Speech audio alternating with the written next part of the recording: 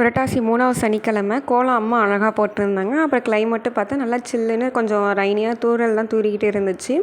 அப்புறம் கிச்சனில் வந்து பார்த்தோன்னா ஸ்டவ்வில் அம்மா அழகாக மஞ்சள் குங்குமம் வச்சு நல்லா டிசைன் போட்டிருந்தாங்க.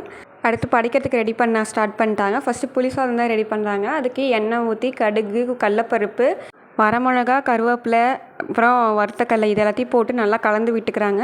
அப்புறம் கொஞ்சமாக மஞ்சள் தூள் போட்டு நல்லா மிக்ஸ் பண்ணிவிட்டு பெருங்காயத்தூளும் போட்டு நல்லா கலந்து விட்டுக்கிறாங்க. அப்புறம் கரைச்சி வச்ச புளி தண்ணி போட்டுக்கிறாங்க. தேவையான அளவு உப்பு இதெல்லாம் சேர்த்துட்டு நல்லா கலந்து விட்டுக்கிறாங்க. கலந்து விட்டு கொஞ்சம் நேரம் மூடி வச்சு கொதிக்க விடுறாங்க. இந்த அளவு கொதித்து வந்ததும் கொஞ்சம் சீக்ரெட் மசாலா இருக்குது, அதை ஆட் பண்ணிக்கிறாங்க. நல்லா கலந்து விட்டு மூடி கொதிக்க வச்சு இந்த அளவுக்கு நல்லா சுண்ட விட்டுடுறாங்க.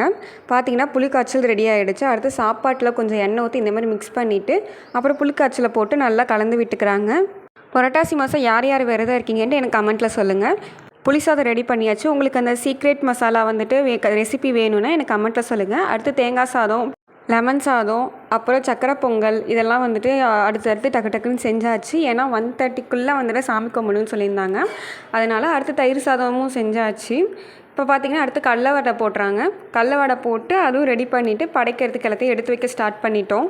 கூடவே பாயாசமும் செஞ்சாச்சு. ஆனால் அது வீடியோ எடுக்கலை. இப்போது சாமிக்கு படையல் போட ஸ்டார்ட் பண்ணியாச்சு. 5 வெரைட்டி ரைஸு, சுண்டல், தாளித்து சுண்டல், அப்பளம், கடல வடை, பாயாசம், அப்புறம் மாவு விளக்கு இதெல்லாமே போட்டு ரெடி பண்ணி சாமியும் கும்பிட்டாச்சு. இந்த 3rd சாட்டர்டே யார் யார் வீட்டில் படிச்சிங்கன்ட்டு எனக்கு கமெண்ட்டில் சொல்லுங்கள். இந்த வீடியோ உங்களுக்கு பிடிச்சிருந்தா லைக் பண்ணுங்கள், கமெண்ட் பண்ணுங்கள், ஷேர் பண்ணுங்கள், மறக்காமல் சப்ஸ்கிரைப் பண்ணிவிடுங்க.